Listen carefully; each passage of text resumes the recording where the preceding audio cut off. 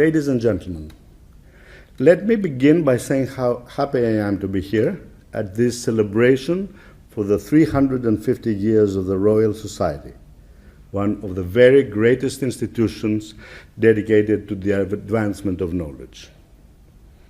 What makes me particularly pleased to be here today, and to have been invited, of course, is that I am not a scientist, and even worse, I am a scientist manqué, if that is, mathematics, which I studied and wanted passionately to pursue in my youth, is a science and not an art.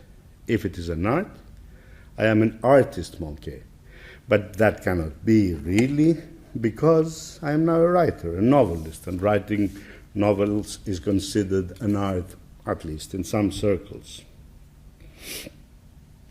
So, this way or that, though my presence here today is experimentally observable, the reasons for it are not immediately obvious.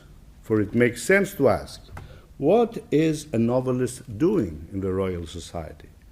What does a person making his living from Homo sapiens' unfortunate addiction to the fanciful have to contribute to the discussions of a fellowship created out of an unshakable belief in the value of rationality? The answer lies, of course, in the title of this weekend event, One Culture, a programmatic title, even a polemical one, declaring an attempt to transcend the cleavage famously diagnosed by C.P. Snow in 1959 between the literary and the scientific culture. I will proceed by first discussing, by way of introduction, Snow's argument about the two cultures and what the Royal Society and others are doing to make it smaller. Then I will show you a bridge that provides us with a particularly interesting shortcut to my main topic, which I phrased somewhat fancily, I'm afraid, for my title, as the bookseller's dilemma. But you know how writers are with titles. They often choose them more for effect than for exactitude. Also, giving booksellers some attention is always a good idea for a writer. It is they who sell our books, after all. God bless them.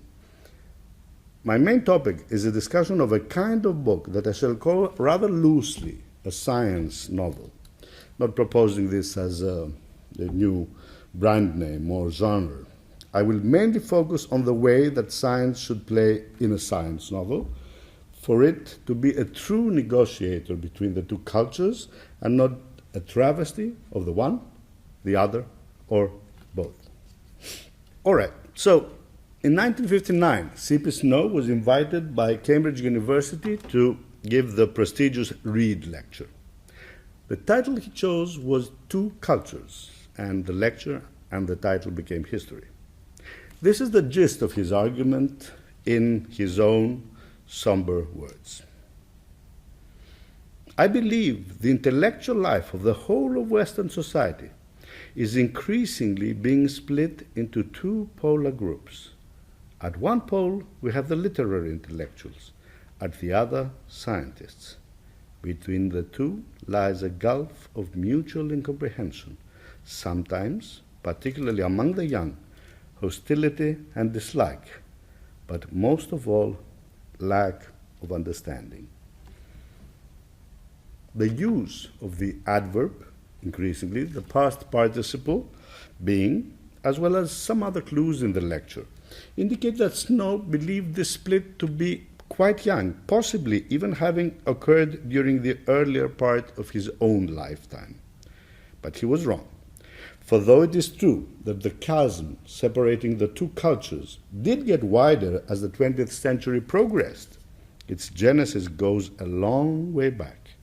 So long, in fact, that it is described as already very old in its first extant mention, and that mention is in the 4th century BCE.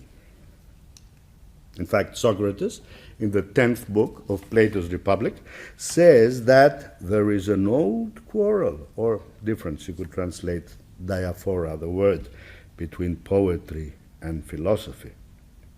Philosophy, before Socrates' time, was practically the equivalent of what we would call today Natural science definitely subsumed it, and in classical Athens, the term poetry definitely implied also what we call today literature. The old quarrel, the paleia diaphora, is in the same spirit as Snow's diagnosis, though Socrates is very partisan in his support of the philosophers and against the poets. Socrates' view on this old quarrel became a commonplace in Western culture from his time onwards and were debated in endless variations until Snow gave them his own formulation, his famous two cultures formulation in the 20th century.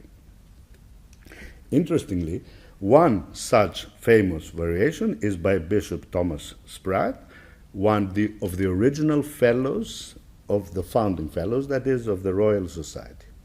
Sprat actually gave the exercising of the linguistic excesses of the littérateurs as one of the very reasons that led to the founding of the society. Yet today, this scientific association extraordinaire chooses to invite at this festival, her party, mostly people from the other side of the rift. Writers, artists, critics, cultural historians. And this neither to collectively chastise us for our ignorance or, for the more insolent among us perhaps, the snubbing of science, nor to proselytize us to its superior wisdom. Suspicion of such intentions might have been well-founded if this festival was held, say, 2, 3, 4 decades ago. But today its spirit can only be to celebrate the rapprochement between the two cultures. For actually, the cultural malady that Snow diagnosed 52 years ago is today showing definite signs of improvement.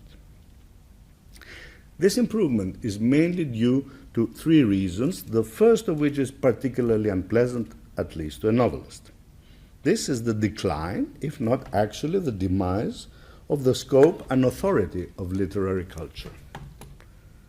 The usual suspects for this abomination are all at least partly guilty. The rise of the image, television, the computer, the internet, globalization. But regardless of its causes, it is a sad fact that today our society's collective linguistic sophistication, and literature is really but one emanation of that, is not what it was. Where, except in some parts of some departments of some universities, do you now find the kind of belief in the authority of language with great literature at its heart that was taken as axiomatic almost half and certainly 1 century ago? As Gillian Beer puts it, rather impishly, discussing Snow's two cultures, the class of littérateurs is not our main problem now. Indeed, it is not. The world has many serious troubles: poverty, overpopulation, global warming, the economy is in a mess, terrorism, and whatnot. But no country is in danger of expiring from an overcultivation of its linguistic skills, from an overdose of literature. As a mere indication of this decline, look at the linguistic performance of today's politicians compared to those of yesteryear, even the educated ones. Their vocabulary is not as rich. Their grammar is not as perfect. Their syntax is not as complex. On the average, they have not read as many books, and definitely not as many good books, as the politicians of old. And certainly, they haven't written as many. Winston Churchill had published 12 tomes before he was 46, many of them quite impressive. What, I wonder, is the score of the present British Prime Minister at the same age? Or take the greatest modern Greek statesman of the 20th century, Eleftherios Venizelos. When in exile in the 1930s, he passed his time translating into modern Greek Thucydides' History of the Peloponnesian War. Very good translation it was too. I don't think our present Prime Minister can even read the original text, let alone translate it. It's sad, but true. The first reason that the quarrel between the two cultures is becoming less intense is that one of them, the literary culture, is less able to put up a fight. The second reason, though, is not as negative. In a sense, it's the upside of the first. All the horrid things that a neophobe, a person who is afraid of the new, hates for causing the waning of literary culture, the television, the internet, especially the internet, have also helped bring science into people's lives, into their homes, like never before. Every news site now has a science section, daily reporting on the latest breakthroughs, wonderful pictures and all, everything clickable. The latest earthquake, tsunami, supernova, computer virus, hurricane, stock exchange bubble, nuclear disaster, every unpleasant piece of work that's fit to televise or blog is now totally explained in a 40-second film with user-friendly animated graphics so that even I, the meteorological, astronomical, biological ignoramus, can totally understand it. Well, or think I do. The non-scientist has never before been as well informed of the mysteries of science or more cognizant of its role in our lives. And this also applies, of course, to the non-scientist at the writing desk. Socrates' bête noire, the poet, or as we'd probably say today, the writer. He or she now has no excuses for claiming total ignorance of or indifference to science. Thankfully, the third reason for the rapprochement of the two cultures is unqualifiably good. That's why the two little fellows there are smiling.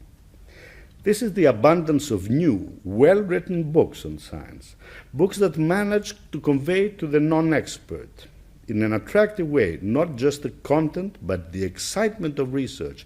And let me add, without the kind of, listen children, dumbing down, that characterized what was once more often called, not so much today, popularization. I'm glad the word is not used. It's a word I do not like for all sorts of reasons, though it sounds even worse in Italian, vulgarizzazione. Many of these new books are by great scientists, writing either to present the state of the art and the great open questions in their field, or to ruminate on their wider implications. Richard Dawkins' Selfish Gene, Freeman Dyson's Imagined Worlds, Stephen Hawking's Brief History of Time. Lest the household gods get angry, I restrict my examples to books by fellows of the society. All miracles of perfect exposition, combining vision with clarity. But there are also the books written by journalists with a solid scientific education, which, without shirking explanation, add a strong dose of narrative, thus capturing the emotions as well as the intellect of the reader. Some famous examples are James Gleick's Chaos, Simon Singh's Fermat's Last Theorem, or the more recent, Alex's Adventures in Numberland by Alex Bellows. All the books I mentioned are bestsellers. To people under 40, this may appear quite natural. There's nothing strange to this. But to us, older folk, it takes some getting used to that. For example, a book like Marcus du Sautoy's wonderful Music of the Primes, whose subject is the Riemann hypothesis of all things, one of the most abstruse, abstract, and esoteric pieces of mathematical research. An account of that can sell so well. For even 20 years ago, when you entered the bookshop, I mean a normal bookshop, not a specialist one, and asked for science, the bookseller would smile sheepishly and inform you you're in the wrong place. Or even give you the haughty two cultures, we don't stock such things look. Of course, in a very big bookshop or a university bookshop, you would find many books on science, but these were either textbooks written expressly to make students suffer, or monographs, decipherable only by experts. Back then, science was to science book what Egyptology is to hieroglyphics. You had to know the first to read the second. Not anymore. Walk into any general bookshop, not a specialist one today, as for science, genetics, physics, biochemistry, maths even, the most abstract of all.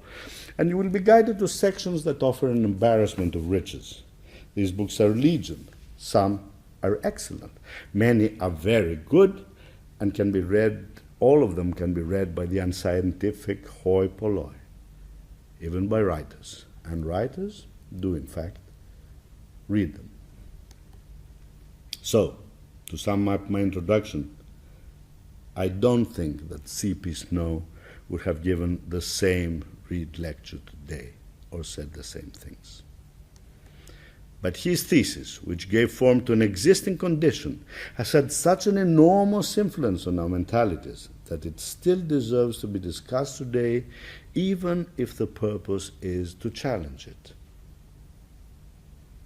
And now I move on to the bridge I promised you. The debates between proponents of the one or the other of the two cultures have often taken the form of harsh polemics, battles more ideological than intellectual. But however high their intensity, their general context was what can be technically termed the sociology of knowledge. But now I want to move the discussion from the sociology to the psychology of knowledge in order to examine the mental infrastructure of the two cultures' cleavage. This man, Jerome Bruner, has done perhaps more than any other to change this. He formulated the basic idea in 1985. Since Bruner first expressed it, it has been immensely influential, largely functioning as the spearhead for what is often called today the narrative turn in the natural sciences. Bruner, in fact, declared that there are two radically different ways that Homo sapiens use to view the world. The first one he calls, a bit confusingly, I think, the paradigmatic, which he explains as meaning the logico-deductive method, what we would call the scientific method, the one relying on observation, classification, induction, or deduction. The second mode he calls narrative. It is the way of storytelling. If you are wondering what's so radical about such a statement, after all, people have been saying similar things for ages, please consider Bruner's seminal essay's title, Two Modes of Thought.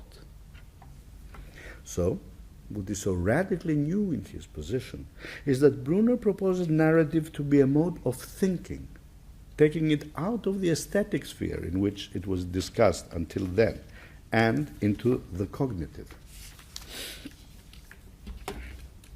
A valid alternative to the mode that had claimed the monopoly on thinking until then, the paradigmatic or scientific mode. People until then would say, I think, so I use logic, science, and so on, or I tell stories. They are two different things. One is to delight, perhaps, the second and the first to solve problems. But Bruner puts them at an equal footing, as it were, regarding their status as thought. The two modes, Bruner writes, differ radically in their procedures for verification. A good story and a well-formed argument are different natural kinds. Both can be used as means of convincing another, yet what they convince of is fundamentally different. Arguments convince of their truth, stories of their lifelikeness. The one verifies by appeal to procedures for establishing formal and empirical proof. The other establishes not truth, but verisimilitude. Bruner's analysis is particularly interesting to me also because it is very close to some aspects of Socrates' discussion, his way of thinking in the 10th book of the Republic. For like him, he explores science and literature as two distinct ways for perceiving the world. Of course, Socrates makes a strong value judgment contra poetry, whereas Bruner considers them equivalent. But though Bruner raises narrative, as I said, to the same level as science, as a mode of thinking, he stresses that the two modes are radically different, as also he stresses their untranslatability, the one to the other. In fact, he declares that what would be lost in translation, if such a translation was attempted, would make the whole effort worthless. He writes, in fact, efforts to reduce the paradigmatic mode to the narrative or vice versa, inevitably fail to capture the rich diversity of human thought. I don't know if the title of Bruner's essay was an intended or conscious reference to Snow's lecture, Two Cultures, but I hear a definite echo from two modes to two cultures. For Bruner's dichotomy is not only similar to Snow's, his paradigmatic mode and narrative mode making the same kind of vertical split in human consciousness as Snow's culture of science and culture of literature. But Bruner's dichotomy essentially explains the deeper origin of Snow's. It shows us that the origin of the cleavage, the former described, though certainly made bigger by cultural factors, is in some way natural. You could say quite literally that it's all in the mind, a direct consequences of the two modes having such different cognitive foundations. And it is the dissonance between these two different foundations, these two mental languages, that motivates me to examine a science novel, what I will now describe as a science novel, from Bruner's viewpoint. For in a sense, a science novel is a mixture of the two, according to Bruner, unmixable modes, and what's more, a mixture that often attempts, within the pages of its every specimen, the ultimate faux pas, translations of the one into the other. And now, on to the main feature. Let me give you a definition first of what I mean by science novel. I mean a novel in which at least some of the main characters, whether fictional or based on historical figures, are scientists, but in which also the research plays a big part. And that is important, say, because of course you could have a novel which stars, say, an astronomer or a molecular biophysicist, but the plot can be about his hobby, say, of collecting old posters of Maria Callas. I use the term science novels loosely, I remind you, for my discussion, without proposing it as a new critical term or defining a new distinct genre. As handy examples of science books, I offer some of the works of the 6 novelists, myself among them, that have been invited to this festival. Books like, say, John Banville's Kepler or Sebastian Faulk's Human Traces. Of course, my discussion will not include science fiction, and that for the simple reason that that is a distinct genre. It's a different kind of literature with its own particular rules of how things combine, many subgenres, and it is not really what I'm talking about. There's a lot of interesting discussion around science fiction, but this is not what I'm referring to. Science novels, as I define them, are related to the expository books I mentioned earlier, in that science plays a big part in them. But they're also totally different in the intentions of their authors and thus their effect. The writers of the expository books are centrally motivated by their interest in science and their need to share it with the readers. But the main aim of the authors of the science novels is not to explain science. Banville did not write Kepler as a treatise on astronomy, and Faulk's Human Traces was not written as an essay on the history of psychology. Of course, one cannot deny that Kepler and Human Traces are also about astronomy or psychology, respectively. And, of course, Moby Dick is also about whales. But it is, of course, mostly about other things, evil, fate, obsession, and so on. But no one can deny that it's also about whales. Else, why would it contain a whole chapter titled Cytology, giving you a specialist lecture on whale as an animal species? Still, Moby Dick, the nasty white whale, is the object of the novel, but I use the term in the grammatical sense here. The verb is the chase, but Captain Ahab is the subject. Likewise with science novels. Whatever role science plays in them, if they're any good as novels, and that is their aim, to be good novels, it should not be their subject. Science should not be their subject. Let me repeat what I call the bookseller's dilemma in the title. in a simple form.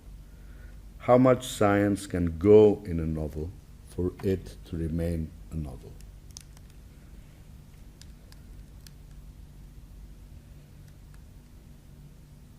The way in which the science is handled in a novel is also crucial, of course, but the sheer amount of it is a good place to start the discussion.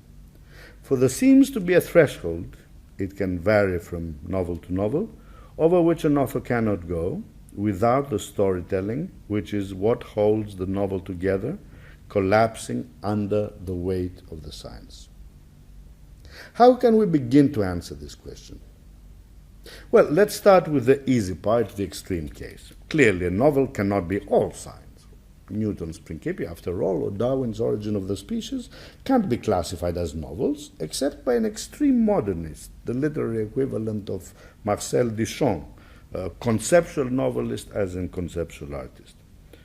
Of course, the term novel is a very loose one, subsuming everything from Tristram Shandy to Who Killed Roger Ackroyd, from Vanity Fair to Finnegan's Wake, from Beckett's Malone Dies to The Hunt for the Red October. But you can't stretch a term too much without making it lose its meaning, and scientists know that very well. A novel is a novel is a novel. It cannot withstand too much science, as it cannot withstand too many facts, too much theory, too much ideology.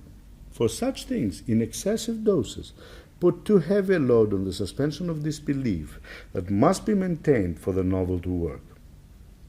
Remember Brunner's arguments convinced of their truth, stories of their lifelikeness. Too big a dose of things in the paradigmatic mode threatens the lifelikeness of a novel, which is the lifelikeness of a story, or what Aristotle might have called a representation of action. Whatever else they may be, novels are also principally stories, and stories flow in time and need, apart from theories and facts, plots and characters. Yet clearly the answer we are seeking cannot be numerical. I mean, we can't conclude, say, that a novel can hold 26.3% science at the most. That would be ridiculous. At best, the answer will be in a way of some flexible principles, or if you fancy scientific terms, you can call that an algorithm, some criteria that can guide the writer to decide the amount of science that goes into a novel. And the reason I concentrate on the amount is because once you arrive on a rule for that, you also have magically discovered the how or the why, or to put it another way, unless you really know the how or the why that science goes in a novel, you cannot determine the how much. I will present to you my own answer to this question, which, when people are present, I refer to humbly as a simple rule of thumb, but when no one is listening, I call my golden rule.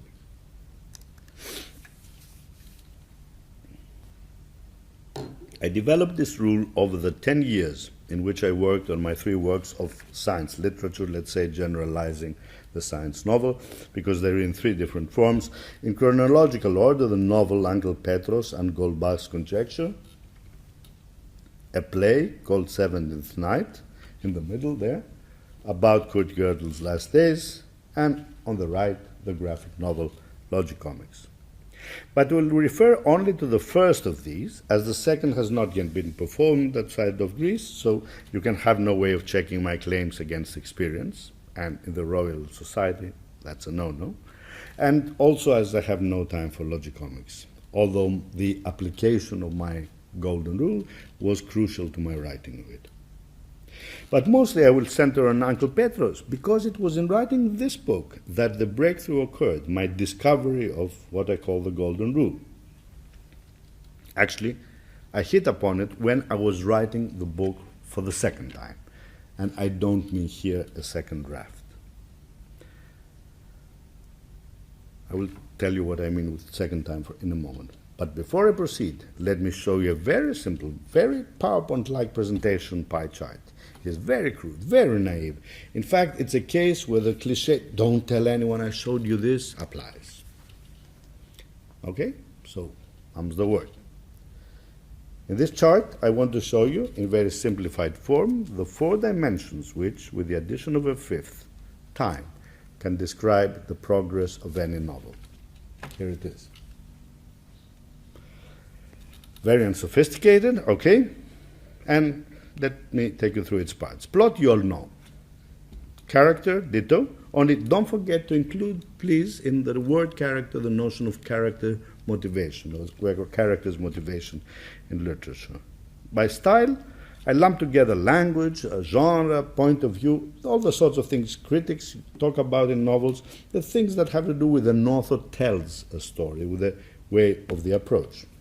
Finally, by story world, I mean the setting, but not just the physical or the time and space, but a much more general one, because the setting can contain ideas, it can contain a Weltanschauung, it can contain a point of view of the whole society towards certain things. For example, in Dr. Faustus Thomas Mann, okay, the story world is not just Germany in the entre-deux-guerres, in the 20s and the 30s. It is also the rise of Nazism. It is also the climate of poverty and terror that existed in that society that made certain ideas possible. And also, of course, the whole field of music theory, which comes up very big in the novel. But now the plot thickens as we move towards the golden rule. As I will refer a few times to my novel Uncle Petrus, let me just say 2 words for the sake of those who don't know it. It's a short novel narrated by a Greek man who comes of age in the 1960s. It is partly an account of his relationship with his uncle, an elderly uncle, who was once considered the nephew learns a great mathematician. So it's partly the story of their relationship and partly the story of the uncle and his attempt to solve a famous problem called GOLDBACH'S conjecture. GOLDBACH'S conjecture actually exists as a real mathematical problem, but though many real mathematicians appear in the book as secondary characters, among them 2 very famous fellows of the Royal Society, G.H. Hardy and John Littlewood, the main character, Petrus, is totally fictional. I first wrote Uncle Petrus in 1992, in Greek, this is the cover, and it was published the same year. It was my 3rd novel, and though the other 2 were completely unrelated to mathematics, they had received extremely favorable reviews. Uncle Petrus split the Greek critics, the only critics who had read it. Half of them hated it, and the other half completely ignored it. The latter obviously thought it wasn't worth the trouble. The former told them why. This is not a novel. It is a book about mathematics. The first version of Uncle Petrus didn't sell well, but it acquired a small cult following. What displeased me, though, was not that it was not bigger, but that the cult consisted exclusively of mathematicians, or perhaps a few mathematics teachers, or mathematicians manqués. In other words, of people who saw in it an image of themselves, an image they had never before found in fiction. After all, there weren't novels around whose plot centered on the solution of a mathematical problem, the famous theorem. The warm embrace of the Greek mathematical community made me suspect that the critics who had thrashed the book were right, after all. Why did only the mathematicians like my book? Had I, in fact, written a panegyric to mathematics disguised badly, as the critics kindly told the world, as a novel? For, you see, it wasn't love of mathematics that motivated me to write Uncle Petrus. If it had been, I would be very happy with this view. I wanted to write on an old mythological theme. I wanted to write a human story of a man's attempt to surpass the world's limitation, a sort of Promethean tale. I used mathematics because its story world seemed to offer a good context to embody my hero's plight. What better symbol, I thought, for a tale of hubris than having a man wanting to solve the most difficult problem in the world. That I had studied mathematics, of course, in my youth and knew a bit its world, and I had met many mathematicians and knew how mathematicians felt in certain ways, was also help. My first novel's protagonist now had been a monk. The story world, early Christian Egypt. My second novel starred the power-crazed colonel, a sort of modern Greek Macbeth. The historic world there was the Greece of the late 60s, ruled by a military junta. I felt that in Uncle Petrus I had done nothing more or less structurally than in my 2 previous novels, told the story about a rather eccentric hero operating inside an unusual but interesting story world. In all 3 books, I had worked hard to make the story world come alive. But in Uncle Petrus, there was a special complication. In my first book, the reason the protagonist had become a monk was love rejected, and unfortunately everybody has had an experience of that, so everybody can empathize with such a hero. The motivation of the hero in my second book, the increasingly crazed colonel, was the desire for power, and again, in some form or other, positive or negative, in ourselves or in others, we all have experience of that, so again, empathy was possible. But Uncle Petrus was a man whose life was driven by an insatiable craving to prove a mathematical theorem. Because I had loved mathematics passionately in my youth, and had even had a few short love affairs with famous problems, always unconsummated, of course, this extreme passion was totally understandable to me. But I knew enough of the literary world to realize that the typical reader of novels might well be a perfect specimen for Snow's talk, a littérateur, snubbing or even hating science, and especially mathematics. And there are many of those, as you know. So, in order for him or her to be able to understand Petrus' plight, I should provide assistance. The last thing I wanted, you see, was for my reader to see Petrus' love of a theorem as a strange aberration, and Uncle Petrus himself as a pervert, somewhat like the character played by Gene Wilder in Woody Allen's Everything You Always Wanted to Know About Sex. You remember, it is the psychiatrist who falls in love with a sheep, though you must admit a particularly good-looking sheep, and serenades it and takes his candlelit dinners and does all sorts of things with his lover. In order for that not to happen, I had to convince. Remember, Bruner says that the story's aim is also, like a theorem's, to convince the reader that a man can be enamored of a theorem and still not be a freak. To achieve this, I had to explain to the reader not the wonder of mathematics, that wasn't the issue, but why and how it could appear wonderful to someone, my hero. It wasn't my aim to make anyone love mathematics, as many of my mathematical admirers, the cult followers of mentioned, thought, only to understand why someone else, the hero, can love it. I thought then, and I think now, that the critics of the first version were wrong when they saw the book as an attempt to popularize mathematics, but perhaps not so completely wrong as I had first thought, and it took me about 5 years to realize this. In 1997-98, I tried to translate Uncle Petrus in English. The first version had been written very, very fast, in 3 months. A romantic might even say that I was being prodded on by an inner demon of some sort. The second version, though, took over a year, and this was not due to the translating. In fact, there wasn't much translation as such, for I started to translate the book, to attempt to translate the book, but then rereading it in order to translate, having the original and the translation side by side, I began to hate it so much. Alas, you know, that often happens to writers. They don't read their books, and when they do, they hate them. That I started rewriting and rewriting, so the English version published in the UK in the year 2000 was a different book. With hindsight, I say that it was not too different, but it was different in some aspects of technical construction, and some of them are significant to what I want to say today. But the book was extremely different from the first Uncle Petrus in one way. It was a huge success, not just in Greece, but internationally.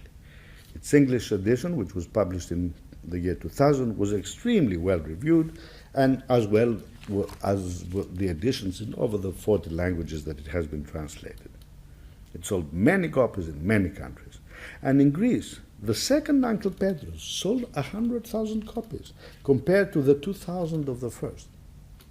and though I'll be the first to admit that the second version is better than the first, it's certainly not 50 times better to deserve such an increase. So what explains this huge difference? If I had to put it in one sentence, I'd say that the time perhaps for a mathematical novel, in the sense of a subspecies of the science novel, had arrived. But the reason had nothing to do with the book, but with something that had happened in the interval, that had made mathematics less of a cultural pariah and more of a candidate for stardom. What happened between the first and the second Uncle Petrus, in fact, was that the great British mathematician Andrew Wiles, also, of course, a fellow of the Royal Society, had proved Fermat's last theorem. The romance of the oldest problem in the world, in fact, almost exactly as old as the Royal Society, having been solved by a man locked up in his attic for 7 years, not speaking to anyone, to make it rather extreme, to make come true the dream that he told us he had first dreamed when he first heard about Fermat's last theorem at age 10, was something that would certainly capture people's heart.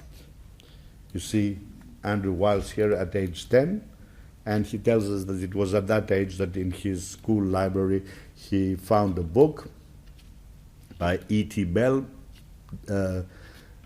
giving a sort of popular account of Fermat's last theorem, and it was then and there, understanding that this is the world's most difficult problem, he decided to make it his life's work to prove it. Well, if that happened exactly in those terms, or is that something that Wiles stressed with hindsight, I'm not saying he's lying, of course, but whether he exaggerated that moment and connected it with his actual achievement is not perhaps the issue. What is the issue is that this sounds very attractive. It's good storytelling.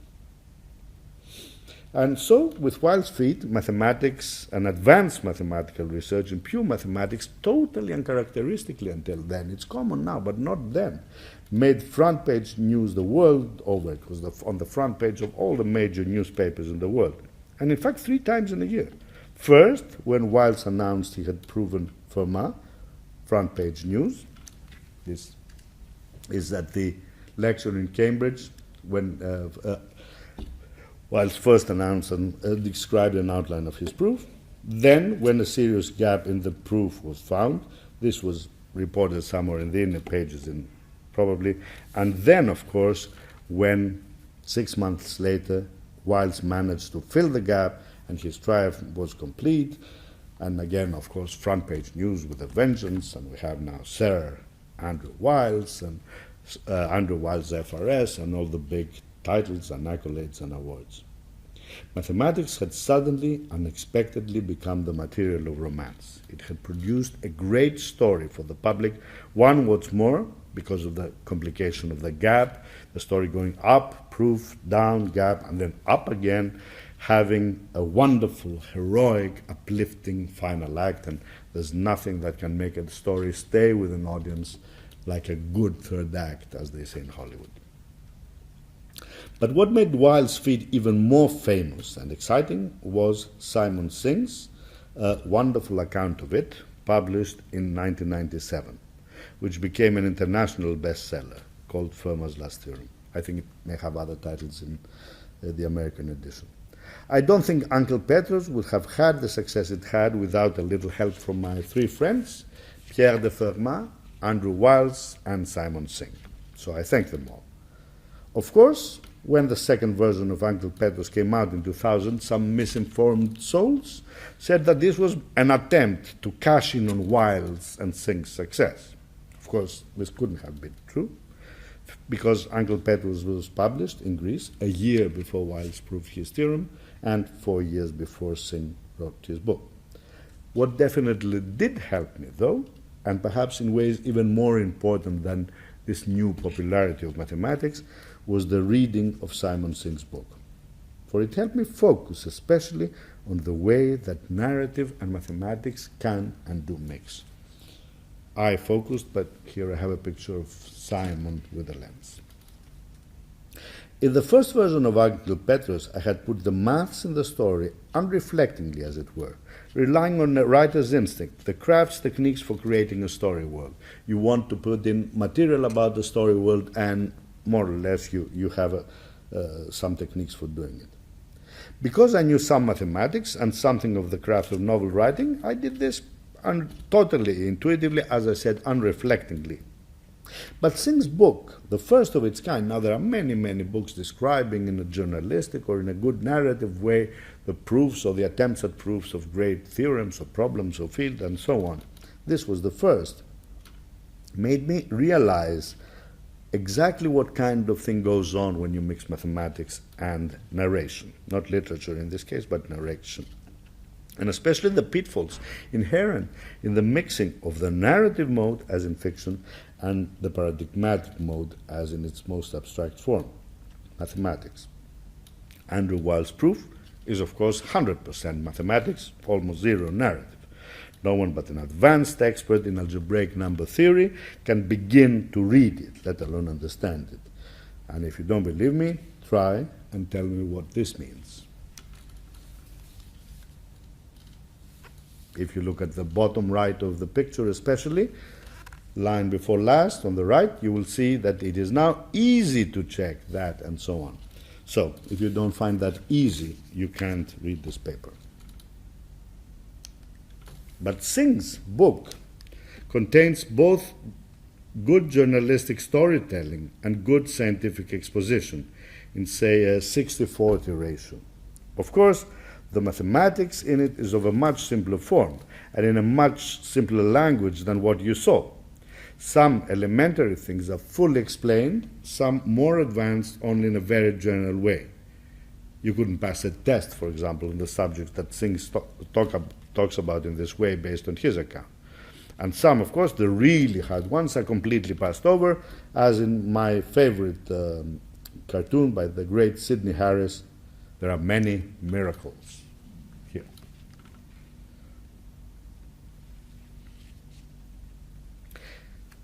But of course, it's natural that Simon Synge does this. If he didn't, his book could only be read by experts.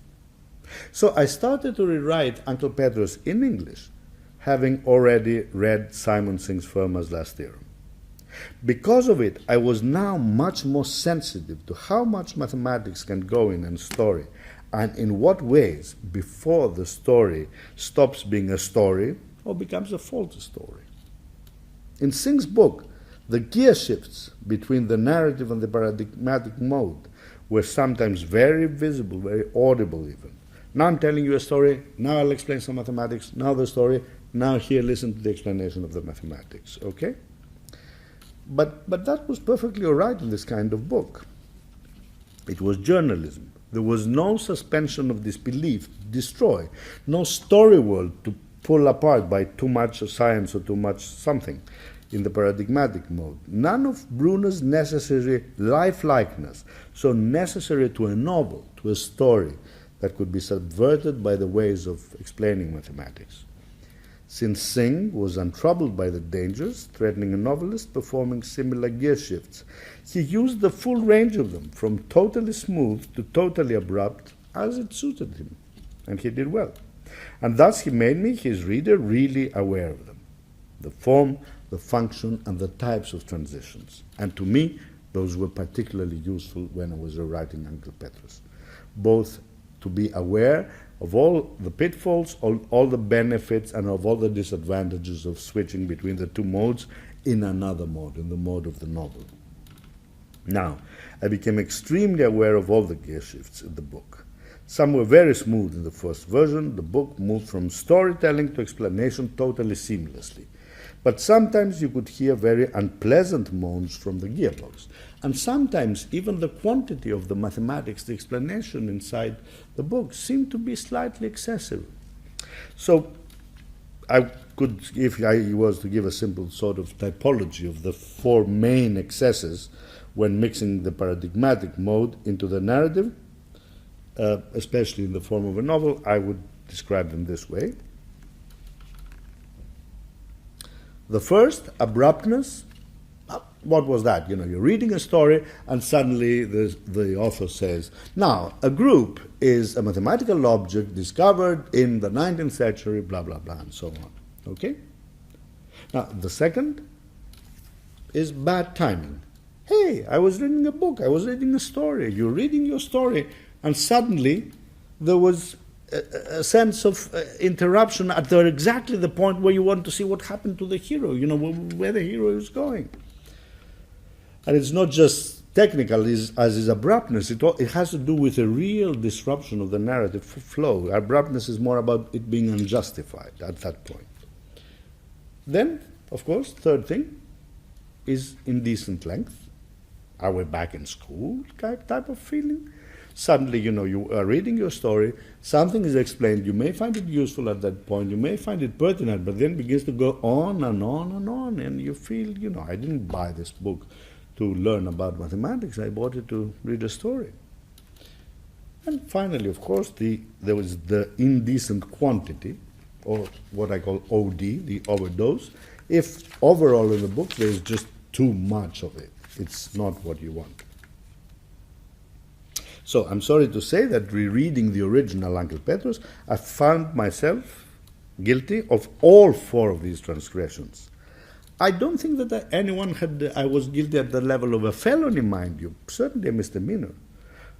I wasn't doing very badly, but I wasn't doing exactly very well. So I started to fix those, but as I realized more and more, it was not just a technical thing I was fixing, it was not just blending the two modes together, but there was the deeper thing, the Bruno thing, and I knew my Bruno by then, that it all came down to.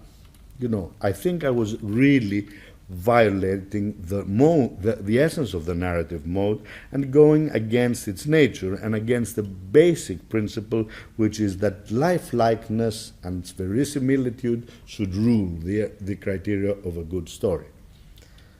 So during the process of revision, of changing the amounts or the way in which the various forms of mathematics appeared in the novel, I realized that this really could be formulated into a rule. There was an underlying principle. There was a principle of my own that I could describe for myself at least, that there was a very fundamental, very simple, but very strong unifying thing that brought everything I was doing together, or that's something that could be applied in the future. And this is what I call my golden rule, which is this.